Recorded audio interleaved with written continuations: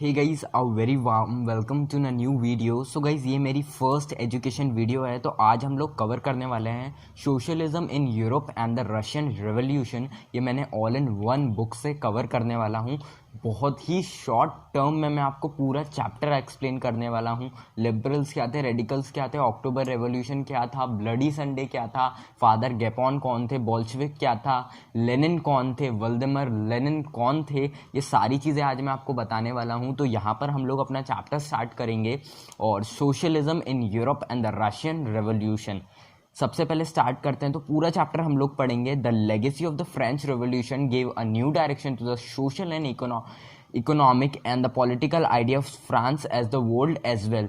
जब हमने जो पुराने चैप्टर में देखा फ्रेंच रेवोल्यूशन और जो फ्रांस के आइडियाज़ थे पॉलिटिकल आइडियाज़ को लेकर कि डेमोक्रेटिक कंट्री होनी चाहिए या फिर जो कोई भी चेंज आना चाहिए, उसको लेकर अब सोशलिज्म हो रहा था पूरे यूरोप में। क्योंकि आपने एक कहावत शायद सुनी होगी कि फ्रांस को अगर छींक आती है तो पूरा यूरोप को भी छींक आती है, क्योंकि फ्रांस में अगर कोई भी चेंज आता है तो पूरे यूरोप में चेंज आता है। तो आज हम लोग बस वही चीज़, वही चेंज जो पहले फ्रांस में हुआ था, जो हमने पहला चैप्टर पढ़ा फ्रांस से रिलेटेड, वही चेंज यहाँ पर हम लोग पढ़ने वाले हैं। बस यहाँ पर थोड़ा सा और डिफरेंस और थोड़ी सी उसकी क्वालिटी और इन्हांस होकर हम लोग बताएंगे।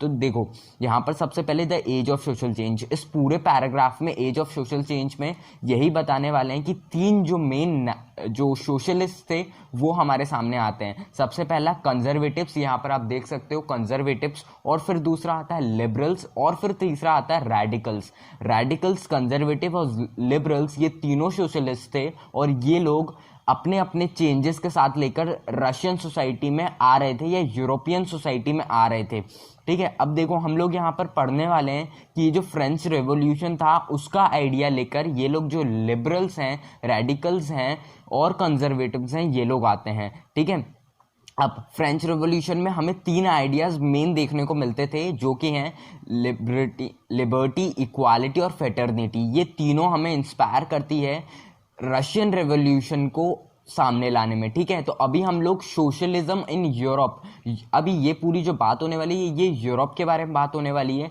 जो लिबरल्स थे, रेडिकल्स थे या जो कंजर्वेटिव्स थे, ये सब हम लोग अभी पढ़ने वाले हैं पूरा यूरोप के बारे में। ठीक है, तो अभी हम लोग जल्दी से स्टार्ट कर देते हैं। तो यहाँ पर देखो लिबरल्स, रेडिकल्स और कंजर्वेटिव्स, तीन के पॉइंट्स हमारे सामने आ जाते हैं। लिबरल्स, सबसे पहला आता है लिबरल्स। तो लिबरल्स यहाँ पर यार देखो, लिबरल्स वो लोग थे जो चाहते थे कि वो टॉलरेंस हो टुवर्ड्स ऑल रिलीजन। किसी भी कंट्री में रिलीजन को टॉलरेंस किया जाए पूरी कंट्री में। ठीक है, इक्वालिटी दी जाए। ठीक है, ये बात थी 19th और 20th सेंचुरी की, और पूरे यूरोप में उस टाइम क्रिश्चियनिटी फैली हुई थी। ठीक है, अब देखो लिबरल्स, जैसे कि आप सब जानते हैं, लिबरल्स अपोज थे मोनार्क के और प्राइवेट प्रॉपर्टी के। लिबरल्स, आप ये पॉइंट्स लिख सकते हो कि they were totally opposed to the private property and the old autocracy laws. वो इन दोनों के अगेंस्ट थे और वो चाहते थे, वो किस टाइप की गवर्नमेंट चाहते थे, वो एक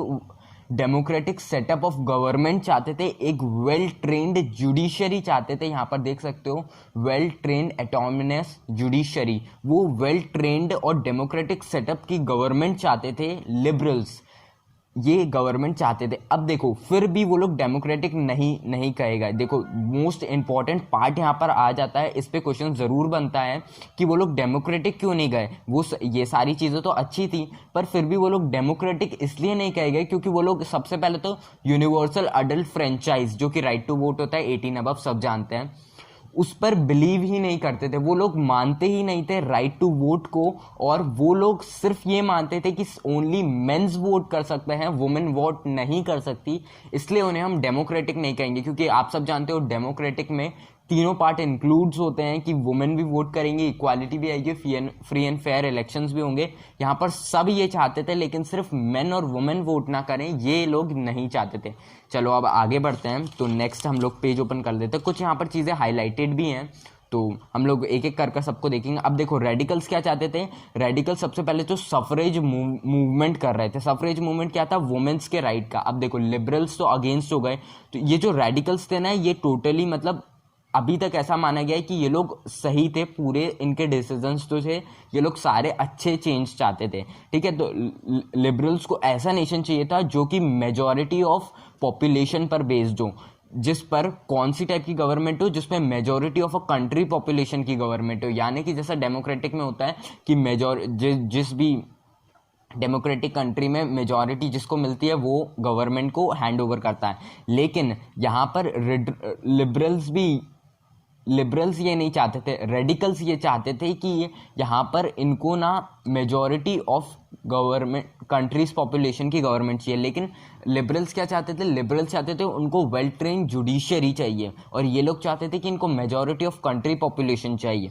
देखो अब ये लोग ना प्राइवेट प्रॉपर्टी के अगेंस्ट थे, ये तो लिबरल्स भी थे, ठीक है। और ये लोग कॉन्सेंट्रेशन फ्यू पीपल के हैंड में नहीं चाहते थे। फ्यू पीपल के हैंड मतलब ऑटोक्रेसी आ गई, जैसे सिर्फ राजा ही सब नहीं संभालेगा, अलग अलग जो जिसे हम कहें कि पार्लियामेंट्स होंगे और बाकी सारे जिसे हम कहें एक जो परफेक्ट वर्ड जिसे हम गए तो इंस्टीट्यूशंस होंगे, सबके अलग अलग इंस्टीट्यूशंस होंगे, ठीक है। अब आ जाते हैं कंजर्वेटिव के बारे में मैं आपको बता दूं, ये लोग लिबरल्स और रेडिकल्स से बिल्कुल अलग सोचते थे। सबसे पहली बात, ये लोग चेंज चाहते ही नहीं थे, ये लोग इतना सा भी चेंज नहीं चाहते थे। पर जब ये जो फ्रेंच रेवोल्यूशन हुआ उसके बाद इन लोगों को लगा कि नहीं, इनका माइंडसेट जो है वो पूरी तरीके से चेंज हुआ, और फिर इन्हें लगा कि नहीं, चेंज चाहिए बट स्लो चाहिए, और चेंज हमें चाहिए पर रिस्पेक्ट टू पास्ट, हमारे पास्ट की पूरी रिस्पेक्ट होनी चाहिए, उसके साथ हमें चेंज मिलता है तो ठीक है, ठीक है। अब हम थोड़ा सा आगे बढ़ते हैं, तो industrial society and the social change, इसके बारे में बात कर लेते हैं। तो देखो यहाँ पर हाईलाइटेड पॉइंट्स जो है यहाँ पर मैंने पहले से हाईलाइट करके रखे हैं। तो देखो, ड्यूरिंग इंडस्ट्रियल रेवोल्यूशन जो न्यू सोसाइटी थी, जो न्यू इंडस्ट्रियल रीजन थे, कहाँ पर, यूरोप में, वो लोग ना डेवलप कर रहे थे रेलवे लाइंस। अब रेलवे लाइंस क्यों डेवलप कर रहे थे, क्योंकि आप सब जानते हो कि जो इंडस्ट्रीज का इंपोर्ट और एक्सपोर्ट होता है, जहाँ पर जो भी प्रोडक्ट मैन्युफैक्चर किया जा रहा है या जो भी रॉ मटेरियल तो मैन्युफैक्चर नहीं करते बट उसको इंपोर्ट या एक्सपोर्ट किया जा रहा है, तो रेलवे लाइन काफ़ी ज़्यादा काम आती थी, क्योंकि ट्रक्स में तो इतना ज़्यादा इंपोर्ट एक्सपोर्ट नहीं किया जा सकता, लेकिन रेलवे में काफ़ी ज़्यादा स्पेस होता है और काफ़ी जल्दी हम उससे इंपोर्ट एक्सपोर्ट कर सकते हैं, इसलिए यहाँ पर रेलवे लाइन डेवलप की जा रही थी। और इसने मेन और वुमेन को, चिल्ड्रंस को फैक्ट्री तक ले आया। कैसे ले आया, अब देखो इंपोर्ट एक्सपोर्ट हो रहा है, अब वहाँ पर जो फैक्ट्रीज में वर्क का और बढ़ गया, क्योंकि वो जल्दी पहुँचा देता था और वापस वो जो डिमांड है वो और इंक्रीज हो जाती थी, तो अब ना वहाँ पर लोगों की ज़रूरत पड़ने लगी, तो वहाँ पर अब क्या आ गया, एम्प्लॉयमेंट आ गया। तो मेन, वुमेन और चिल्ड्रन तीनों को फैक्ट्रीज की तरफ लेकर गए, ठीक है। और वहाँ पर ये लोग कॉमनली एक प्रॉब्लम से जा रहे थे जो कि था अनएम्प्लॉयमेंट। देखो अब अनएम्प्लॉयमेंट कैसे, देखो पीपल फोर्स कर रहे थे लॉन्ग टाइम वर्क का और बहुत कम वेजेस का। जैसे फॉर एग्जांपल जो यूरोप है वहाँ पर क्या हो रहा था कि लोगों से काम करवाया जा रहा था 12 आवर्स, कितना, 12 आवर्स, और वेजेस कितनी जा रही थी, 2 आवर्स। जैसे कि मान लो हम इंडिया से कंपेयर करें तो हमें 18 आवर्स काम करवाया जा रहा है और वेजेस सिर्फ हमें 1500 मिल रही है, जबकि वैल्यू करती है वो वेज हमें 3000 या फिर 5000 या फिर 6000, जैसा भी वहाँ का रिक्वायरमेंट है। तो अब देखो यहाँ पर प्रॉब्लम आ रही थी, और हाउसिंग की प्रॉब्लम आ रही थी, सैनिटाइजेशन की प्रॉब्लम बहुत ज़्यादा बढ़ रही थी कि क्योंकि लोग आ रहे थे। अब देखो लोग दूर दूर से आ रहे थे, तो रोज़ आएंगे रोज़ जाएंगे अपने गांव, इससे अच्छा तो वहीं पर वो सेटअप होते जा रहे थे। लेकिन अब वहाँ पर तो इंडस्ट्रियल एरिया है, तो उसके बाहर सेटअप होना पड़ेगा, तो वहाँ पर एक तो फैसिलिटीज़ नहीं मिल रही थी उनको, और सैनिटाइजेशन, हाउसिंग की प्रॉब्लम्स आ रही थी, और फूड की प्रॉब्लम भी बहुत ज़्यादा देखने को मिल रही थी, ठीक है। देखो अब हम एक आउटलुक लेंगे नेशनलिस्ट, लिबरल्स और रेडिकल्स के ऊपर। क्या था वो आउटलुक, देखो सबसे पहले हम देख लेते हैं। तो many of the liberals, radicals had their own property, वो उनके जो लिबरल्स थे और जो रेडिकल्स थे उनके पास अपनी ओन प्रॉपर्टीज थी, और कुछ तो थे वो एम्प्लॉयर्स थे, मतलब काफ़ी अच्छी पोस्ट पर थे, जैसे मान लीजिए मैनेजर हो गए या फिर असिस्टेंट हो गए किसी इंडस्ट्रियल एरिया में या कहीं पर भी, ठीक है। तो ये लोग मतलब इनडायरेक्टली इसको कहें तो ये लोग रिच थे और इनकी कंडीशन ज़्यादा बुरी नहीं थी, ठीक है। कहाँ पर, यूरोप में, ठीक है। अब देखो इनके पास बहुत ज़्यादा वेल्थ थी, और ये इंडस्ट्रियल वेंचर और ट्रेड दोनों में ज़्यादा ही वेल्थ थी इनके पास, ठीक है। They believe that the value of individual effort, labour and enterprises, ठीक है, वो बिलीव करते थे इंडिविजुअल एफर्ट, लेबर्स और एंटरप्राइजेस में। देखो, लेकिन कुछ नेशनलिस्ट जो थे जैसे कि लिबरल्स, रेडिकल्स, वो चाहते थे कि रेवोल्यूशन को एक एंड पर लाया जाए, किसी काइंड ऑफ गवर्नमेंट एग्जिस्ट कर यूरोप में। क्या है इस सेंटेंस का मतलब? इस सेंटेंस का मतलब ये है कि जो नेशनलिस्ट थे, लिबरल्स और रेडिकल्स, वो चाहते थे कि ये जो रिवॉल्यूशंस हो रही हैं चेंज लाने के लिए, अब उसको एक एंड पर लाना ज़रूरी है। क्यों एंड पर लाना ज़रूरी है? क्योंकि इससे ज़्यादा कुछ ना ही फ़ायदा हो रहा है और ना ही कुछ ज़्यादा हमें मिल पा रहा है। तो ये इसको एक एंड पर लाना चाहते थे और यूरोप में, पूरे यूरोप में एक ऐसी गवर्नमेंट लाना चाहते थे जो कि एग्जिस्ट करे और सही डिसीजंस ले और सही चेंजेस लेकर आए। ठीक है, 1815 में की बात हो रही है ये। अब देखो, यूरोप में क्या आता है? फ्रांस, इटली, जर्मनी और रशिया भी थोड़ा बहुत काउंट हो जाता था। ठीक है, तो नेशनलिस्ट रिवॉल्यूशनरीज बन गए और फिर एक एग्जिस्टिंग मोनार्की को हटा दिया गया। वहाँ से जो भी मोनार्क एग्जिस्ट कर रहे थे उनको हटा दिया गया, लेकिन सबको नहीं हटाया गया क्योंकि कुछ जो किंग्स थे वो तो छोटे छोटे एरिया के थे, तो उनको हटा दिया गया, सबको नहीं हटा पाए। देखो, अब यहाँ पर हम थोड़ा सा और बात कर लेते हैं। तो देखो, आफ्टर 1815 के बाद जिप्सी मजीनी एक इटालियन नेशनलिस्ट थे जो चाहते थे, इटालियन नेशनलिस्ट मतलब जो इटाली जो एक कंट्री है, ये सामने जो आपको मैप दिख रहा है उस पर इटालियन नेशनलिस्ट थे वो, और उन्होंने ना एक इटाली में ऑल सिटीजन्स को इक्वल राइट दिलाना चाहते थे। वो एक नेशनलिस्ट थे, जो उनकी एक डिमांड थी कि जो इटली में जो सारे सिटीजन्स है, all citizens would have equal rights, सारे सिटीजन्स को इक्वल राइट मिलना चाहिए। ठीक है, the coming of socialism to Europe. One shot में वीडियो कवर होने वाली। वीडियो पसंद आ रही है तो लाइक कर देना और अभी और आगे देखते जाइए, काफ़ी ज़्यादा इंटरेस्टिंग चैप्टर है। ठीक है, अब देखो, आ जाती है मिड 19th सेंचुरी के बाद। मिड 19th सेंचुरी मतलब 1850। जब भी सेंचुरीज की बात हो तो हमेशा हम 100 ईयर्स पीछे चलते हैं। जैसे अभी 21st सेंचुरी चल रही है, लेकिन अभी तो चल रहा है 2020। ठीक है, जैसे हम लोग लिखते हैं ना 2022, ये जो स्क्रीन पर आपको दिख रहा है, लेकिन अभी हम इसको बोलते क्या है? 21st century. हम लोग हमेशा 100 ईयर्स पीछे चलते हैं या 1000 ईयर पीछे चलते हैं। ठीक है, तो अभी यहाँ पर 19th सेंचुरी की और मिड 19th सेंचुरी की, तो यहाँ पर 1850 की बात हो रही है। यहाँ पर अभी 1815 की बात हो रही थी, अब यहाँ पर 1850 की बात हो रही है। ठीक है, अब देखो, सोशलिज्म का आइडिया स्प्रेड हुआ पूरे यूरोप में, जैसे कि इतने सारे रेवोल्यूशन हमने देखे, इंडस्ट्रियल चेंज देखे, सोशल चेंज देखे।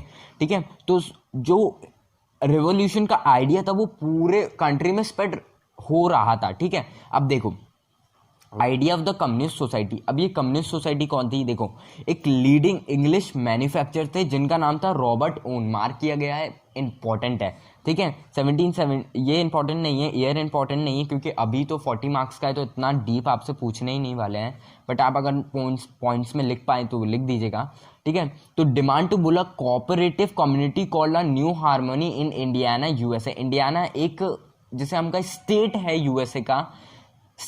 यूएसए का, जैसे हमारे यहाँ मध्य प्रदेश है, उत्तर प्रदेश है, वैसे ही इंडियाना यूएसए का एक स्टेट है। ठीक है, डिमांड टू बोला कोऑपरेटिव कम्युनिटी। देखिए, वो चाहते थे, रॉबर्ट ओन चाहते थे कि वो एक कोऑपरेटिव कम्युनिटी बनाए। कहाँ पर?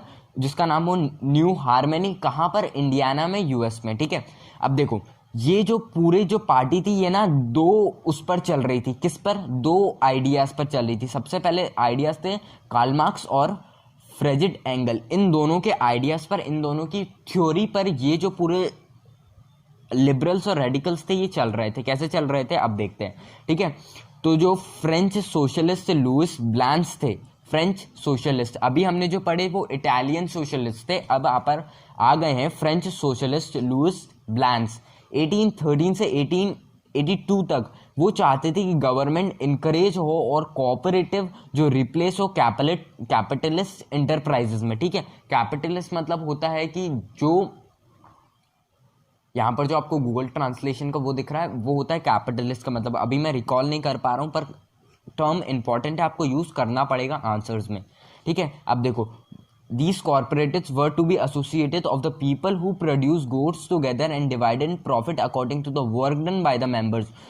जो लुइस ब्लैंस थे वो ये चाहते थे कि ये जो कॉरपोरेटिव्स हैं वो एसोसिएशन को एक प्रॉपर वर्क दे साथ में करने के लिए, और जितना भी प्रॉफिट हो, पहले क्या कर रहे थे, प्रॉफिट को ना सारे लोग थोड़ा सा जो है वो लेबर्स को बांट दे रहे थे, पीजेंट्स को बांट दे रहे थे, और बहुत सारा प्रॉफिट खुद रख ले रहे थे। लेकिन इनकी थ्योरी क्या कहती है, या इनका आइडिया क्या कहता है, किसका, लुइस ब्लैंस का, कि वो लोग क्या करें, वो लोग वर्क जो भी प्रॉफिट अर्न हो रहा है उसको किसको दे दें, मतलब पूरा प्रॉफिट नहीं, सबको इक्वल शेयर्स में बांट दें। किसको, जो पीजेंट्स और जो वर्कर्स काम कर रहे हैं उनको, उसको इक्वल उसमें बांट दें। ठीक है, अब आ जाते हैं कार्ल मार्क्स। ये काफ़ी ज़्यादा इंपॉर्टेंस रखते हैं, क्योंकि अगर idea of communist society, Karl Marx की थ्योरी आपको शायद आ सकती है 2-3 मार्क्स में, तो आ ही सकती है। ठीक है, तो कार्ल मार्क्स ईयर ज़रूरी नहीं है, वैसे पढ़ देता हूँ। 1880 to 1883 स्क्रीन पर दिख रहा होगा। Argued that the industrial society was capitalist and the profit of the capitalist was produce by the workers. वो बिलीव करते थे कि जितना भी हम प्रॉफिट कमा रहे हैं, जितनी भी हमारी इंडस्ट्रीज हैं वो प्रॉफिट कमा रही हैं, वो वर्कर्स की वजह से कमा रही है, तो उनको भी एक इक्वल प्रॉफिट मिलना चाहिए। ठीक है, और वो as far as private capitalist के अगेंस्ट थे, क्योंकि प्राइवेट वो चीज़ कोई करना ही नहीं चाहते थे। ठीक है, ठीक है, फिर वो लोग ओवरड्यू कर रहे थे कैपिटलिज्म। कैपिटलिज्म और कैपिटलिस्ट दोनों ही बहुत डिफरेंस होते हैं। स्क्रीन पर डिफरेंस लिखा हुआ है, वहां से पढ़ लीजिए, वीडियो पॉज कर भी पढ़ सकते हैं। अब आ जाते हैं थोड़ा सा आगे, तो क्या हो रहा है अब यहाँ पर ना, all the production United should be nationalist. ठीक है, सारी चीजें नेशनलिस्ट हो जाए। नेशनलिस्ट क्यों हो जाए, क्योंकि अगर प्राइवेट होगी तो जो प्राइवेट ओनर्स हैं वो सारी चीजें रख लेंगे। लेकिन वो क्या चाहते थे कि फ्रेंच सोसाइटी कम्युनिस्ट हो जाए। ठीक है, ताकि जो प्रॉफिट है वो इक्वली शेयर्ड हो जाए। अब आ जाते हैं फ्रेडरिक एंगल्स के ऊपर। 1820 to 1895 जॉइन मार्क्स। इन्होंने मार्क्स को ज्वाइन, कौन मार्क्स, कार्ल मार्क्स, इन्होंने ज्वाइन कर लिया था, और उन्होंने एक आइडिया दिया कि जो वर्कर्स हैं वो ओवरडू कर ले कैपिटलिज्म को और रूल ऑफ प्राइवेट प्रॉपर्टी को, वो एक्सेप्ट नहीं करें कैपिटलिज्म को और रूल ऑफ प्राइवेट प्रॉपर्टी को, क्योंकि ये गलत था। ठीक है, अब देखो आ जाते हैं हमारे पॉइंट्स पर। तो support for socialism, support for socialism एक काफ़ी इंपॉर्टेंट पॉइंट था, क्योंकि इस पर क्वेश्चन आता है। सपोर्ट फॉर सोशलिज्म, ये यूरोप का अभी तक यहाँ पर है। इसके बाद हम रशिया चालू कर देंगे, सामने अगर आपको हेडिंग दिख रही होगी रशियन रेवोल्यूशन, ये चालू कर देंगे। तो अभी हम लोग यहाँ पर आ जाते हैं। तो सपोर्ट फॉर सोशलिज्म, देखो, socialist formed a international body called second international और to coordinate their efforts and their ideas. Socialist ने एक इंटरनेशनल बॉडी फॉर्म करी। इंटरनेशनल क्यों हुई, क्योंकि यूरोप में हो रहा था, और यूरोप एक नहीं था, उसमें काफ़ी सारी कंट्रीज इंक्लूडेड थी, इसलिए वो इंटरनेशनल कहा गया। ठीक है, अब देखो बात कर रहे हैं इंग्लैंड और जर्मनी की। तो वर्कर ने एक एसोसिएशन फॉर्म की जो फंड सेटअप करेगी मेंबर्स ऑफ टाइम के जो डिस्ट्रेस्ड हैं, और वो डिमांड करेगी कि जो वर्किंग आवर्स हैं वो कम कर दिए जाएं, और जो राइट टू वोट है उसे बढ़ा दिया जाए या हमें दिया जाए। ठीक है, सपोर्ट फॉर सोशलिज्म। अब ये सपोर्ट कौन कर रहा है, सपोर्ट वहाँ के पीपल कर रहे हैं। क्यों कर रहे हैं, क्योंकि वो चेंज चाहते हैं। बहुत ज़्यादा इंपॉर्टेंट टॉपिक है। ठीक है, तो वो चाहते हैं, वो डिमांड कर रहे हैं कि वर्किंग आवर्स सबसे पहले कम हो जाए, क्योंकि 18 आवर्स कोई काम नहीं कर सकता, और वो चाहते हैं कि हमें राइट टू वोट मिले, ताकि हम एक डेमोक्रेटिक पार्लियामेंट इलेक्ट कर हमारे लिए जो चेंज किए जा रहे हैं उस पर राइट डिसीजन लिया जा सके। ठीक है, अब आ जाते हैं 1905 socialist and train unionist formed labour party. ये इंपॉर्टेंट है, labour party in Britain and socialist party in France. Screen पर दिख रहा होगा, लेबर पार्टी किसने फॉर्म करी, ब्रिटेन ने फॉर्म करी। किसने, ब्रिटेन ने। और सोशलिस्ट पार्टी किसने फॉर्म करी, फ्रांस ने। हाउएवर बाद में टिल 1914 तक socialist did not succeed in forming a government in Europe. जो सोशलिस्ट थे वो सक्सीड नहीं हो पाए गवर्नमेंट फॉर्म करने के यूरोप में, क्योंकि ऑटोक्रेसी ज़्यादा थी यूरोप में, सब जानते हैं। ठीक है, अब देखो ये चेक पॉइंट्स हैं, इसका ये आपको दिख रहा होगा, होप आपको दिख रहा होगा यहाँ पर। प्लीज़ इसको देख लीजिएगा और इन क्वेश्चंस को थोड़ी सी कोशिश कीजिएगा सॉल्व करने की। वैसे मैं जल्दी डिस्कस कर देता हूँ। Why liberals were not considered to democratic, ये आप सब जानते हैं। अब भी रीज़न बताया था शुरू में, क्योंकि वो वुमेन को वोट करने का राइट नहीं दे रहे थे, ठीक है। Right the promoters of individual right, individual right वो क्या चाहते थे, मजानी, जिप्सी और इटालियन, वो फ्रेंच, और ये सब इनकी डिमांड्स क्या थी वो लिख देना है, ठीक है।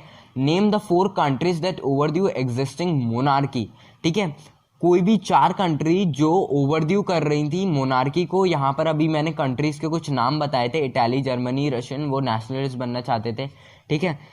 हु वॉज रॉबर्ट ओन, यहाँ पर लिखा है लीडिंग अ इंग्लिश मैन्युफैक्चर, और वो उनकी डिमांड क्या थी, कॉर्पोरेटिव कम्युनिटी बनाना चाहते थे, रॉबर्ट ओन, ठीक है।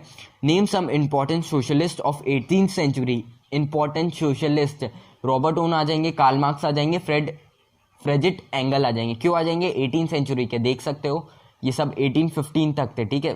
भले ही ये इनका बॉर्न जो है वो 1701 में हुआ, लेकिन ये 1508 तक भी थे, और ये सब 1508 तक थे, तो ये काउंट होंगे।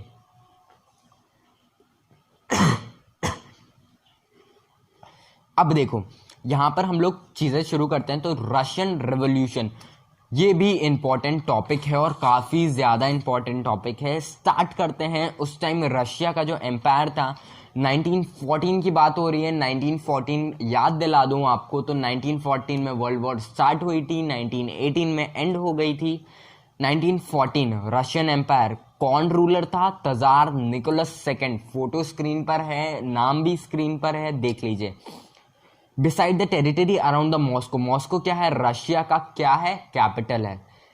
The Russian empire includes the present day Finland, Latvia, Lithuania, Estonia, parts of Poland, Ukraine and Belarus. Ukraine Russia भी वॉर चल रहा है। रशिया किस किस कंट्री को इंक्लूड कर रहा था, फिनलैंड को कर रहा था, लटाविया को कर रहा था, लिथुआनिया को कर रहा था, इस्टोनिया को कर रहा था, पोलैंड को कर रहा था, यूक्रेन को कर रहा था, बेलारूस को कर रहा था।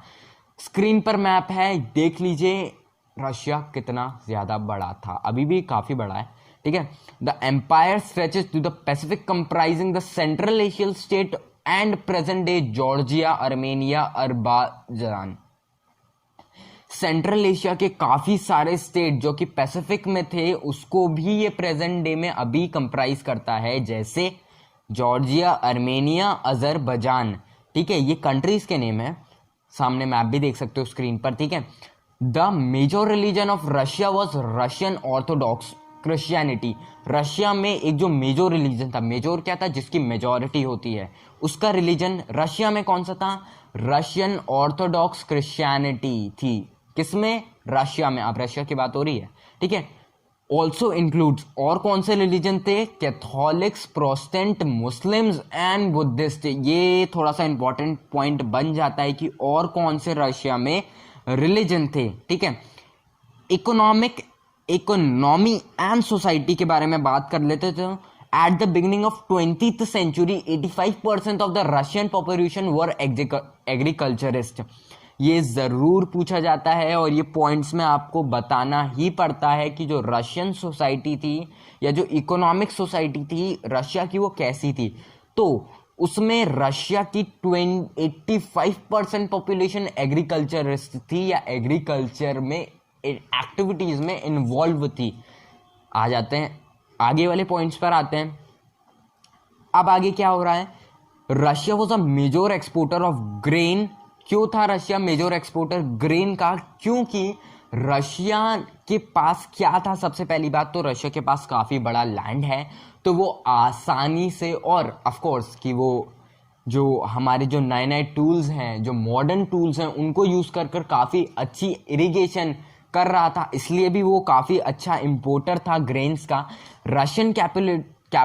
Russian cultivators produce for the market and for their own needs. वो मार्केट में बेचते थे, इंपोर्ट एक्सपोर्ट करते थे और खुद के नीड के लिए ऑफकोर्स करते ही थे, ठीक है। In Russia promoted industrial area work ST मतलब सेंट, ठीक है, सेंट पीटरबर्ग एंड मॉस्को, दो इंपॉर्टेंट इंडस्ट्रियल एरिया थे उस टाइम के लिए। कौन कौन थे सामने नाम है स्क्रीन पे, एसटी पीटरबर्ग और मॉस्को। ये दो इंपॉर्टेंट जिसे हम कहें इंडस्ट्रियल एरिया थे। पॉइंट्स में आप इसको एक पॉइंट दे सकते हो या फिर सब पॉइंट दे सकते हो, ठीक है। Craftsman under the much of the production but large factories extend craft workshop. Large factories तो थी, वो क्राफ्ट्समैन जो थे उनकी जो फैक्ट्रीज थी वो एक्सटेंड हो गई थी और वर्कशॉप भी कहीं ज़्यादा बढ़ गई थी। किसके साइड? इंडस्ट्रीज के साइड। ठीक है, अब देखो आगे पढ़ते हैं तो हमारा यहाँ पे एक इंपॉर्टेंट पॉइंट्स निकल कर आता है। Craft unit small workshop the working hour were something 15 hours compare to 10 to 12 hours in factories. ठीक है, ये एक पॉइंट था, ज़्यादा इंपॉर्टेंट नहीं है। ठीक है, सिचुएशंस ऑफ वर्कर्स। अब ये तो भाई हमारी जो रशियन सोसाइटी थी वहाँ पर इंडस्ट्रियल एरिया थे, अब वहाँ पर वर्कर्स की सिचुएशन क्या थी वो डिस्कस कर लेते हैं। वो आपको विजिबल होगा, यहाँ पर विजिबल होगा ही होगा आपको, देख लेते हैं। Workers were divided as social group by the skills. ये इंपॉर्टेंस है, वर्कर की सिचुएशन क्या होती है, क्वेश्चन जरूर से जरूर बनता है। Workers were divided as a socialist group by the skill. उनकी स्किल के हिसाब से उनको सोशल ग्रुप्स में डिवाइड कर दिया गया था। Some were connected to the villages and some settle permanently in the cities. कुछ विलेजेस से कनेक्ट है और कुछ परमानेंटली सिटीज में सेटल हो गए थे, क्योंकि वहां पर इंडस्ट्रियल एरिया थे और वो उसको एम्प्लॉयमेंट प्रोवाइड कर रहे थे, इसलिए वो वहां पर सेटल हो गए थे। दूसरा पॉइंट देख लेते हैं। So they consider themselves at a aristocrats. उनको इसलिए एरिस्टोक्रेट्स कहा गया या उन्हीं ने अपने आप को एरिस्टोक्रेट्स कह दिया गया क्योंकि वो उसके अलोंगसाइड या इंडस्ट्रीज के अलोंगसाइड सेटल हो गए थे। वुमेन में 31% फैक्ट्रीज लेबर बाय 1914। वुमेन का 31% शेयर था। कितना शेयर था? 31%।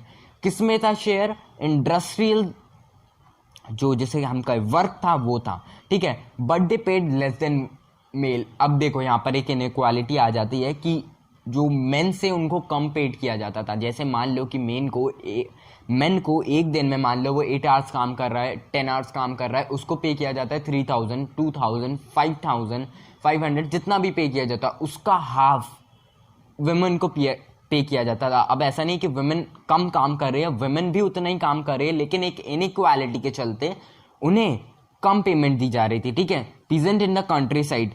पीजेंट कंट्री साइड में कैसे थे?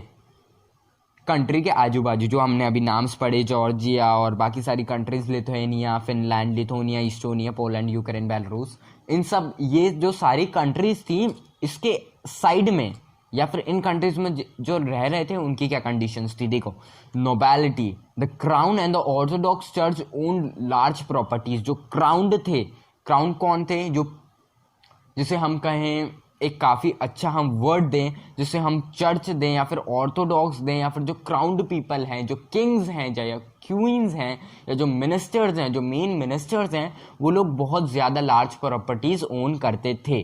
ठीक है, here peasants were divided into religious basis and they had no respect for the nobility. ठीक है, वो लोग बिल्कुल भी रिस्पेक्ट नहीं करते थे नोबैलिटी की, और पीजेंट जो थे डिवाइड हुए थे रिलीजन बेसिस पर और वो बिल्कुल भी रिस्पेक्ट नहीं करते थे नोबेलिटीज की। ठीक है, nobles got their own power through their reserved to the tsar. इसको हम जार प्रोनाउंस करेंगे, TSAR। T is a silent in this word. Okay, now let's come to the point that nobles get their powers through their service to the tsar. ठीक है, nobles ने काफी ज्यादा, जैसे हम कहें, चमचागिरी करी। किसकी? जार की। जार कौन था? Tsar Nicholas second is the, जिसे हम कहें, राजा था फर्स्ट वर्ल्ड वॉर के टाइम का। ठीक है,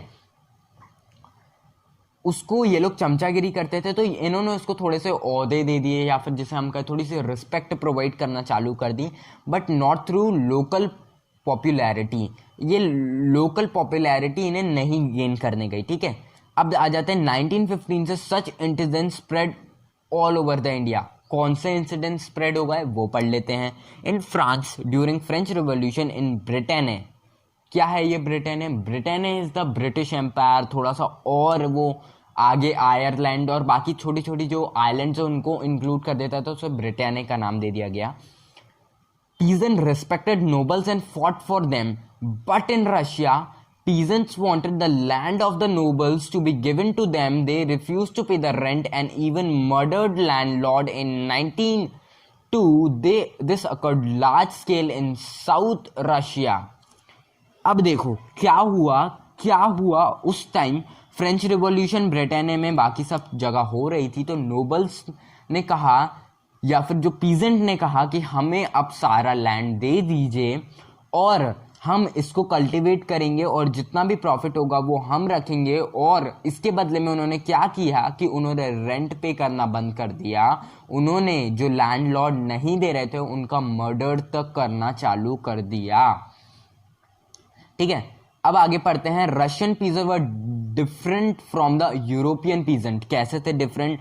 दे pooled their land together periodically and their immune, जिसे हम मिर कहेंगे या मिर कहेंगे, divide and land according to the needs of the peasant family.